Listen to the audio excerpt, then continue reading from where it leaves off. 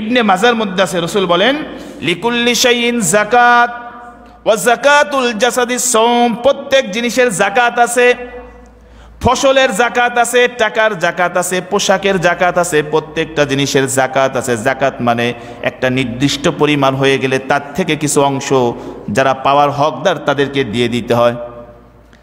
ঠিক এই বডির, এই শরীরের একটা যাকাত আছে।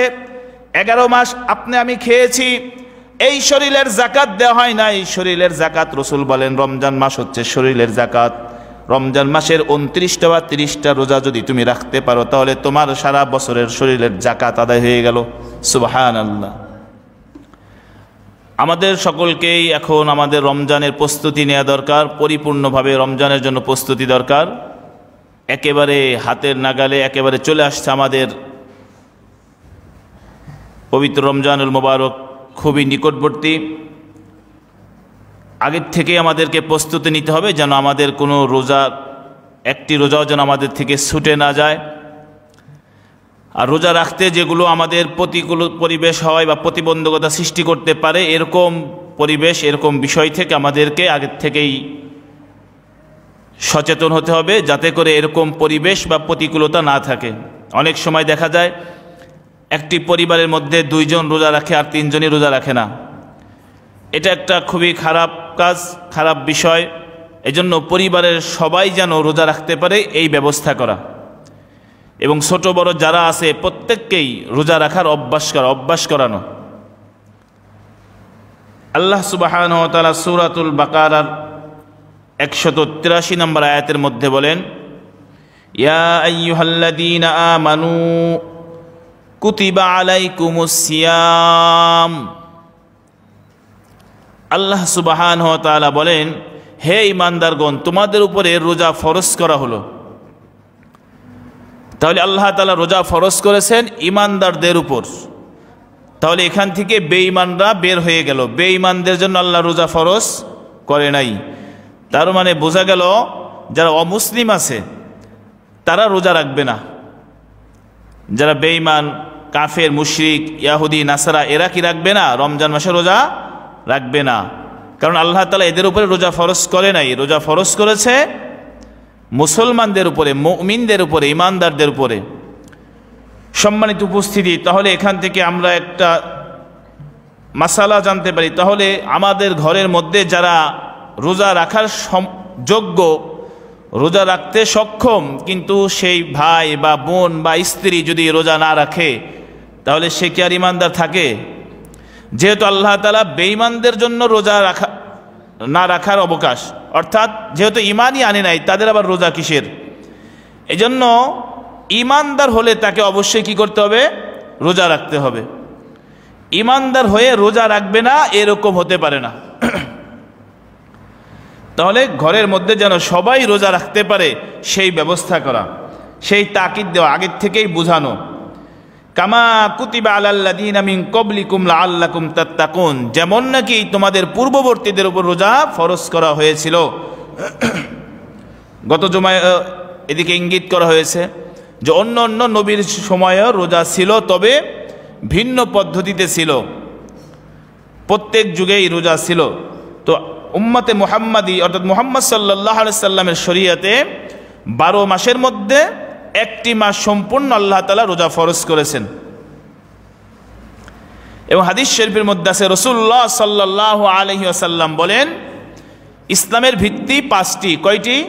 5টি। মানে এই 5টির উপরে ইসলাম টিকে থাকে: কালিমা, নামাজ, রোজা, হজ, যাকাত। তাহলে এই 5টি স্তম্ভের মধ্যে একটি স্তম্ভ আছে রোজা। এই রোজা দ্বারা উদ্দেশ্য হল এই ফরজ রোজা, 12 মাসের মধ্যে যে 1 মাস রোজা ফরজ, এই রোজাটা ইসলামের ভিত্তি।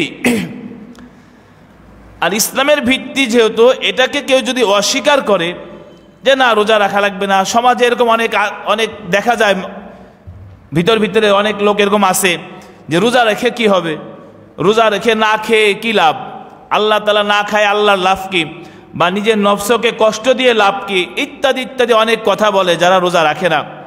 তো তাদের ইচ্ছা যদি হয় রোজাকে অস্বীকার করা, যে রোজা রাখা লাগবে এমন আমরা জরুরি মনে করি না, বা রোজা এটা কোনো বিধান না, এটা যার যার ব্যাপার, তাহলে সে কি আর ইমানদার থাকে? সে আর মুসলমান থাকতে পারে? পারে না। কেন? রোজাটা হলো ইসলামের ভিত্তি। সে রোজাকে অস্বীকার করা মানে হলো পুরা ইসলামকেই সে অস্বীকার করে ফেললো, আল্লাহর হুকুমকেই সে কি অস্বীকার করে ফেললো। এজন্য যদি রোজাকে কেউ অস্বীকার করে তাহলে সে আর ইমানদার থাকে না, মুসলমান থাকে না, সে হয়ে যায় অমুসলিম, মুরতাদ। তাহলে আল্লাহ তাআলা প্রত্যেকটা মুসলমান মুমিন পুরুষ মহিলার উপরে আল্লাহ তাআলা রোজা ফরজ করেছেন। এটাকে অস্বীকার করার সুযোগ নেই এবং এর থেকে শরীয়তের কোনো বিশেষ প্রয়োজন ছাড়া, ওজর ছাড়া রোজা বাদ দেওয়া, ছেড়ে দেওয়ার কোনো সুযোগ আল্লাহ তাআলা রাখেন নাই। এবং সূরাতুল বাকারার অন্য এক জায়গায় আল্লাহ তাআলা বলেন, শাহরু রমাদান আল্লাযী উনজিলা ফীহিল কুরআন হুদাল লিন-নাসি ওয়া বায়্যিনাতিম মিনাল হুদা ওয়াল ফুরকান। আল্লাহ তাআলা বলেন, শাহরু রমাদান আল্লাযী, রমজান মাস হলো এমন একটি মাস, উনজিলা ফীহিল কুরআন, যেই মাসের মধ্যে আল্লাহ তাআলা কুরআনুল কারীমকে নাজিল করেছেন। সুবহানাল্লাহ। এই যে আমরা কোরআন তেলাওয়াত করি, কোরআন দিয়ে ওয়াজ করি, কোরআনের ওয়াজ শুনি, কোরআন তেলাওয়াত শুনি, কোরআন শিক্ষা করাই, কোরআন শিখি, বলে এই কোরআনুল কারীম আল্লাহ তাআলা নাজিল করা শুরু করেছেন কোন মাসে? রমাদানুল মুবারক, রমজান মাসের মধ্যে আল্লাহ তাআলা কোরআন নাজিল করেছেন। তাহলে রমজান মাস কত বরকতপূর্ণ মাস, কত সম্মানিত মাস, যে এই মাসের মধ্যে আল্লাহ তাআলা কোরআনুল কারীম নাজিল করা শুরু করেছেন। এবং আল্লাহ তাআলা বলেন ওয়াবায়্যিনাতিম মিনাল হুদা, আর এই কোরআন হলো মানুষের হেদায়েত, পথ দেখাবে, ওয়াল ফুরকান, সত্য এবং মিথ্যাকে পার্থক্য করবে। কোরআনুল কারীম এমন একটি গ্রন্থ, আল্লাহ তাআলার কালাম, যে কোরআনুল কারীম বুঝবে, মানবে, আল্লাহ তাআলা তাকে মিথ্যা থেকে সত্যের দিকে নিয়ে যাবে, বাতিল থেকে হকের দিকে নিয়ে যাবে। আর যেই বান্দা বান্দি কোরআন থেকে দূরে থাকবে, কোরআন বুঝবে না, কোরআন শুনবে না, বলে সে ব্যক্তি পথভ্রষ্টতার মধ্যে থাকবে, অন্ধকারের মধ্যে থাকবে, নাউজুবিল্লাহ। এজন্য এই মাস হচ্ছে কোরআনের মাস, কোরআন নাজিলের মাস। আল্লাহ তাআলা বলেন, ফামান শাহিদা মিনকুমুশ শাহরা ফালইয়াসুমহু, যে ব্যক্তি রমজান মাস পাইল সে যেন রমজানের রোজা রাখে, সে যেন রমজানের রোজা রাখে। এই যে আয়াতের মধ্যে ৩-৪ বার আল্লাহ তাআলা বললেন রোজা রাখার কথা, সে যেন রোজা রাখে, রমজানের রোজা ফরজ করেছি, রমজানে কোরআন নাজিল করেছি, এগুলো কি এমনি এমনি বলছে আল্লাহ? তাহলে কেউ যদি এর পরেও রোজা না রাখে শাস্তি আছে না নাই? কঠিন শাস্তি রয়ে গেছে যারা রোজা রাখবে না। রমজান মাসে যারা খাবার খাবে দিনের বেলা, এদের কঠিন শাস্তি আছে দুনিয়াতেও আখিরাতেও। এজন্য আগের থেকেই অভ্যস্ত করে ফেলি, অভ্যস্ত হয়ে যাই রোজা রাখার, আগের থেকে আমরা রোজা রাখার জন্য অভ্যস্ত হয়ে যাই। আল্লাহর নবী মুহাম্মদ সাল্লাল্লাহু আলাইহি সাল্লাম বলেন, নাসাই শরীফের মধ্যে আছে, আতাকুম রমাদানু শাহরুন মুবারাকুন, তোমাদের নিকটে শাহরুন মুবারাকুন এসেছে, অর্থাৎ সম্মানিত বরকতময় রমজান মাস উপস্থিত হচ্ছে। ফারাদাল্লাহু আযজা ওয়া জাল্লা আলাইকুম সিয়ামাহু ওয়া তুফতাহু ফীহি আবওয়াবুস সামা, রমজান মাস এমন একটি মাস যেই মাসের মধ্যে আল্লাহ সুবহানাহু ওয়া তাআলা তোমাদের উপর রোজাগুলো ফরজ করে দিয়েছেন। রমজান মাসের মধ্যে যেই রোজাগুলো আছে, এই রোজাগুলো প্রত্যেকটা বালেগ পুরুষ মহিলার উপরে আল্লাহ ফরজ করে দিয়েছেন।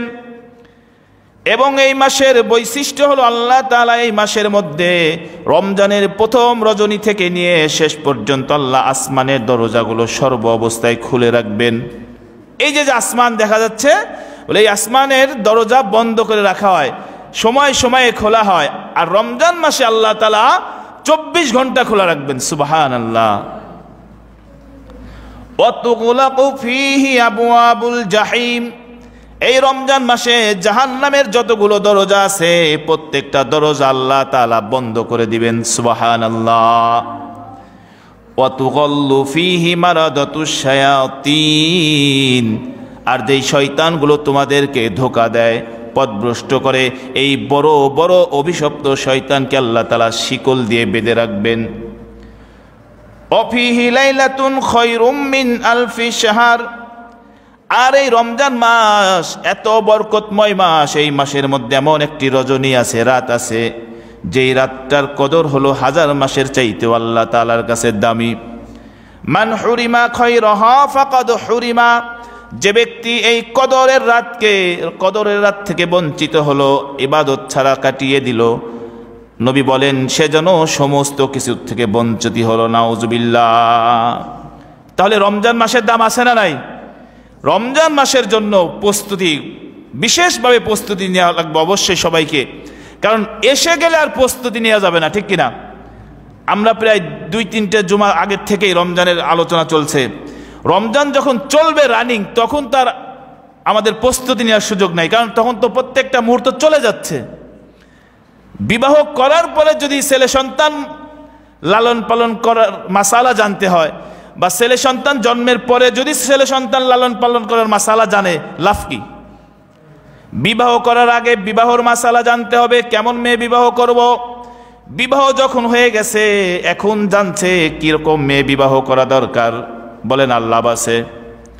উদাহরণস্বরূপ বাচ্চা জন্ম নিয়ে ফেলছে, এখন দেখা যাচ্ছে মাটা খারাপ, স্ত্রীটা খারাপ, স্বভাব খারাপ, যার কারণে আমার ছেলে সন্তান খারাপ পরিবেশে বড় হচ্ছে, আমার ছেলে সন্তানও খারাপ হয়ে যাবে। এখন ওই বাবা যদি মনে করে আমার স্ত্রীকে তো পরিবর্তন করার সুযোগ আছে, অর্থাৎ তালাক দিয়ে ছেড়ে দিলাম, আর একটা বিবাহ করলাম, নতুন স্ত্রী পাবো, সুযোগ আছে না নাই?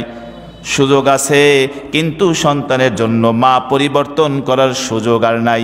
আছে? যেই মায়ের পেট থেকে সন্তান চলে আসছে, ওই সন্তানের জন্য নতুন আর মা হওয়ার সুযোগ নাই। এজন্য সন্তান জন্ম দেবার আগে সন্তানের লালন পালন করার মাসালা শিখতে হয়, বিবাহ করার আগে আগে বিবাহর মাসালা জেনে বিবাহ করতে হয়। অতএব রমজান মাস পাবার আগে রমজানে কি করতে হয় এই মাসালা আগে জানতে হয়, ঠিক না? কি করলে রোজা ভাঙবে, কি করলে রোজা ভাঙবে না, কি করলে রোজা ছেড়ে দেওয়ার সুযোগ আছে, কি করলে রোজা রাখাই লাগবে, না রাখলে গুনাহ হবে, এগুলো আগের থেকে জানতে হবে। সম্মানিত উপস্থিতি, আল্লাহর নবী বলেন আলাইকা বিসসাওম ফাইন্নাহু লা আদলা লাহু, রমজানের রোজা ফরজ করা হয়েছে। এই রোজাটা এমন ইবাদত, এমন সওয়াবের কাজ, এই রোজার সমপরিমাণ আর কোনো ইবাদত নাই। লা আদলা লাহু, এর সাথে হজ, যাকাত, রোজা, দান সদকা সব আমল রমজানের সাথে যদি টক্কর দিতে আসে, রোজার সাথে কোনো আমল টক্কর দিয়ে পারবে না। এত দামি রোজা, রাসূল বলছেন লা আদলা লাহু, এর সাথে আর কোনো কিছু তুলনা করা যায় না। অন্য হাদিসের মধ্যে বলেন মান সামা ইয়াওমান ফি সাবিলিল্লাহ, যে ব্যক্তি আল্লাহর রাস্তায় একদিন রোজা রাখবে, বাদাল্লাহু ওয়াজহাহু আনিন নার 70 খরিফান, রাসূল বলেন কেউ যদি আল্লাহর রাস্তায় একদিন রোজা রাখে, আল্লাহ তাআলা তাকে জাহান্নাম থেকে 70 বছরের রাস্তাকে দূরত্ব করে দেয়। সুবহানাল্লাহ, 70 বছর দূরত্ব করে দেয় জাহান্নামকে একদিন রোজা রাখলে।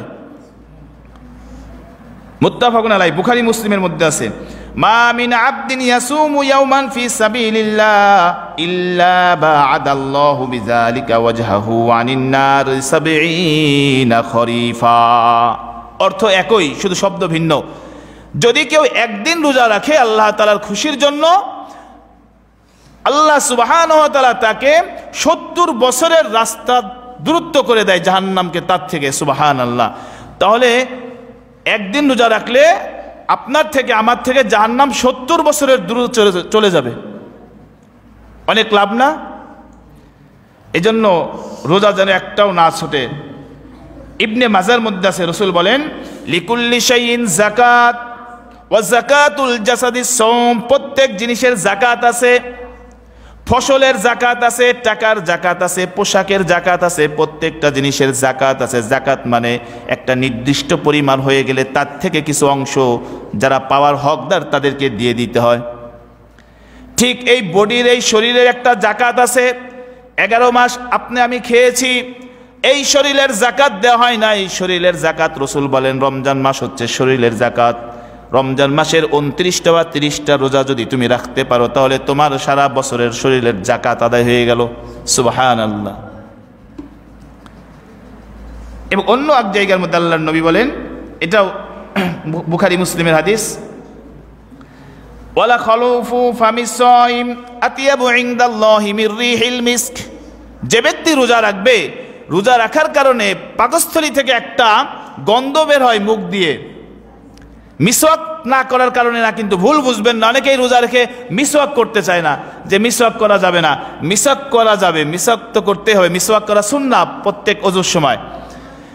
পাকস্থলীতে খাবার পানি না পৌঁছার কারণে একটা গন্ধ সৃষ্টি হয়, এই গন্ধটা আল্লাহ সুবহানাহু ওয়া তাআলার কাছে মিশক আম্বরের চাইতে উত্তম। সুবহানাল্লাহ। রোজাদারের মুখের যে গন্ধটা বের হয়, রাসূল বলেন আসিয়ামু নিসফুস সবর। সিয়াম, রোজা হলো সবরের অর্ধেক। মানুষ রোজা রাখলে তার ভিতর ধৈর্য শক্তি বেশি আসে। দেখবেন একজন মানুষ রোজা রাখে, সে খারাপ কাজে সহজে যাইতে চায় না, বাজে কথা বলতে চায় না, অপ্রয়োজনীয় আড্ডা দিতে চায় না, কারণ সে রোজা রাখছে, ঠিক না? সে ঘুমাবে, এরপরেও বাজে কথা বলবে না, উল্টা পাল্টা সময় কাটাবে না, কারণ সে রোজা রাখছে। তার ভিতরে ধৈর্য, তার ভিতরে খুব আল্লাহর ভয় কাজ করে। এজন্য রোজার থেকে যেন আমরা কেউ মাহরুম না যাই। অনেক সময় দেখা যায় যে বড় বড় মানুষ, যুবক মানুষ, স্বাস্থ্য শরীরও ভালো, সবল, এরপরেও রোজা রাখে না, এরকম লোক নাই? কত, অনেক। এজন্য তাদেরকে কঠিন ভয়ানক শাস্তির সম্মুখীন করবেন আল্লাহ। মুসলিম মুসনাদে আহমদের মধ্যে আছে, রাসূল বলেন মান সামা ইয়াওমান ইবতিগা ওয়াজহিল্লাহ বাদাহুল্লাহু মিন জাহান্নামা কাবুদি গুরাবিন তারা ওয়া হুয়া ফারাখা হাত্তা মাতা হারাম। কেউ যদি আল্লাহর সন্তুষ্টির জন্য একদিন রোজা রাখে, আল্লাহ তাআলা তাকে এত দূরে রাখবে জাহান্নাম থেকে, তাকে এত দূরে রাখবে, একটা কাক জন্ম নেবার পরে উড়তে শুরু করবে, সে বৃদ্ধ হয়ে যাওয়া পর্যন্ত, মৃত্যু হওয়া পর্যন্ত, যত দূর পর্যন্ত উড়তে পারে এত দূর জাহান্নামকে ওই ব্যক্তি থেকে আল্লাহ তাআলা দূরে রাখবে। সুবহানাল্লাহ। একটা রোজার বিনিময়ে। এই জন্য আমরা সবাই রোজা রাখার জন্য আগের থেকে প্রস্তুতি নেই। যা আমাদের কাজ, অনেক সময় আমি কাজ করি রোজা রাখবো কেমন, না, এই ওজোর আল্লাহ তাআলার কাছে চলবে না। আপনি কাজ আগের থেকেই কমাই দেন, যেন রমজান মাসে আমার চাপ না থাকে, রমজান মাসে যেন আমার কাজ বেশি না করতে হয়, রমজান মাসে যেন আমার এমন কোনো কিছু সম্মুখীন হতে না হয় যার কারণে রোজা ছুটে যায়। এটা আপনি আগের থেকেই জানানো হচ্ছে, আপনি আগের থেকেই সাবধান হন, আগের থেকেই প্রস্তুতি নিন। এখন এর পরেও কিছু মানুষ আছে যারা রোজা রাখে না। আমরা অনেক সময় দেখি, শুধু কিছু মানুষ না, বরং বাজার ঘাটে দেখি কিছু কিছু দোকানে লাল কাপড় টানাই দিয়ে ভিতরে সিগারেট টানে, আছে না নাই? ভিতরে এরকম কাপড় টানাই দিছে, ভিতরে খাবার পরিবেশ আছে কিন্তু কাপড় টানাই দিছে। বলেন এই লোকগুলো বেয়াদব কিনা? কঠিন বেয়াদব। বরং তাদের কি শাস্তি হবে আমি এখন হাদিস থেকে বলতেছি। দেখেন, আপনি রমজান মাস হোটেল বন্ধ করে দিতে হবে, অর্থাৎ যেই কাজটা করলে রোজা ভেঙে যাবে, আমি ভাঙি আর অন্যজন ভাঙুক আমার কারণে, ওই কারণটা রাখা যাবে না। যেমন গান বাজনা বাজালে গুনাহ। এখন যেই ভাইরা গান বাজনার দোকান দিয়ে রাখছে, ওনারা কি গুনাহগার হচ্ছে না? উনি তো ওইটা ভাড়া দিয়ে ওনার সংসার চালায়, কবিরা গুনাহ হচ্ছে কিনা? যেই লোকটা গান বাজনার ডেস্কের ভাড়া দেয়, এই লোকটা তো ঠিকই টাকা দিয়ে কিনে ভাড়া দিচ্ছে, মনে হচ্ছে বৈধ, কিন্তু এটা হারাম। কেন? কারণ আপনার জন্য হাজারো মানুষ গুনাহ করতেছে, আপনি হাজারো মানুষের গুনার ভাগ হচ্ছেন। তাহলে যেই কাজের কারণে রোজা ভাঙতে হয়, যেই দোকানের কারণে একজন যুবক গিয়ে রোজা ভাঙার সুযোগ পায়, সে রোজা ভেঙে যেই গুনাহ করবে, আপনি প্রশ্রয় দিয়ে একই সমপরিমাণ গুনার ভাগী হবেন। নাউজুবিল্লাহ। এটা আছে সহিহ ইবনে খুজাইমা, বাইহাকি শরীফ, আরো দুই একটা কিতাবের মধ্যে আছে। রাসূলুল্লাহ সাল্লাল্লাহু আলাইহি সাল্লামের ব্যাপারে হযরত আবু উমামা বাহিলি রাদিয়াল্লাহু তাআলা আনহু বলেন, রাসূলুল্লাহ সাল্লাল্লাহু আলাইহি ওয়াসাল্লাম বলেন, আমি একদিন রাত্রে ঘুমিয়ে আছি, আমি ঘুমের মধ্যে স্বপ্নে দেখলাম দুইজন ব্যক্তি আমার কাছে এসে আমার দুই বাহু ধরে উঠালো। উঠানোর পরে আমাকে বলে, ইয়া রাসূলুল্লাহ, আমাদের সাথে চলুন। আমি বাইরে বের হলাম। সামনে দুর্গম পাহাড়, উঁচু পাহাড়। বলে ইয়া রাসূলুল্লাহ এই পাহাড়ে উঠুন। আমি বললাম এত বড় পাহাড়ে আমি কেমনে উঠবো, আমি দুর্বল, আমি উঠতে পারবো না। তারা দুইজন বললেন আপনি উঠুন, আমরা আপনার উঠার ব্যাপারে সহযোগিতা করব। ওই দুইজন আমাকে ধরলো, আমি উঠতে শুরু করলাম। পাহাড়ের উপরে উঠে সমতল জমিনের উপরে দাঁড়িয়ে থাকলাম। দাঁড়ানোর পরে দেখি বিকট একটি আওয়াজ আসছে, চিৎকারের আওয়াজ।